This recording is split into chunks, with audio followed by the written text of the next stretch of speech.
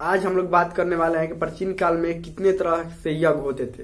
यज्ञ तो होते थे, लेकिन कितने तरह से यज्ञ होते थे और उनका उद्देश्य क्या होता था। वो जो राजा थे वो यज्ञ क्यों करवाते थे, तो आइए आज वही हम देखेंगे। सबसे पहले अश्वमेध यज्ञ। अश्वमेध यज्ञ है, ये राजा के प्रभुत्व को चुनौती थी।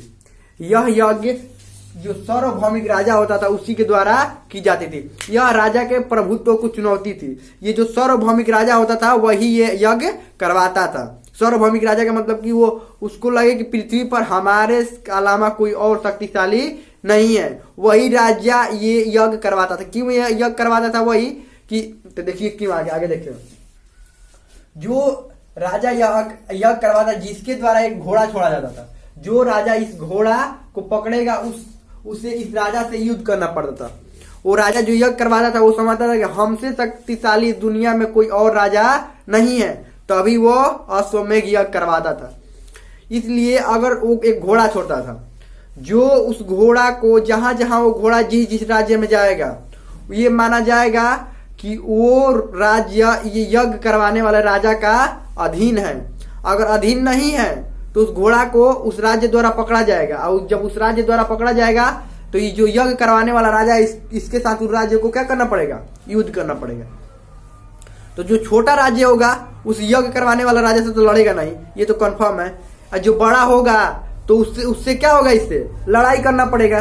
तो यानी कि जो सार्वभौमिक राजा होगा वही तो अश्वमेध यज्ञ करवाएगा। मान लीजिए जो छोटा राजा है वो कैसे अश्वमेध यज्ञ करवाएगा? घोड़ा छोड़ दिया, अब पासे वाला एक शक्तिशाली राजा आकर क्या किया? इस पर कब्जा कर लिया, इससे युद्ध किया, तो क्या करेगा? ये अपने राज्य को क्या कर दिया? उसको दे दिया।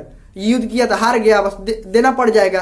तो देखिए, तो ये छोटे राजा का ये काम नहीं था। वैसे राजाओं का काम था जो मानते थे कि हमारे सिवा दुनिया में और शक्तिशाली दूसरा राजा कोई नहीं है।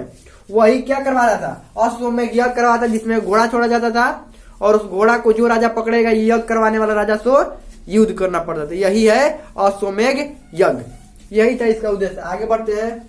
अगला है राजसूय यज्ञ। ये क्या होता था? ये राज्य अभिषेक के समय किया जाता था। राजा के राज्य अभिषेक के समय यह यज्ञ किया जाता है। देखिए, दो तरह का राज्य अभिषेक होता है, एक राज्यरोहण होता है। इन दोनों में क्या अंतर होता है इस पर पहले एक वीडियो बन चुका है, आप लोग लिंक डिस्क्रिप्शन में होगा, जाकर देख लीजिएगा। तो ये राज्य अभिषेक जब राजा का होता था तो उस समय क्या किया जाता था? यज्ञ करवाया जाता था। आगे देखते हैं वाजपेयी यज्ञ। वाजपेयी यज्ञ ये क्या होता है? राजा द्वारा शक्ति के प्रदर्शन के लिए गोत्र राजाओं के बीच रथ दौड़ का आयोजन किया जाता।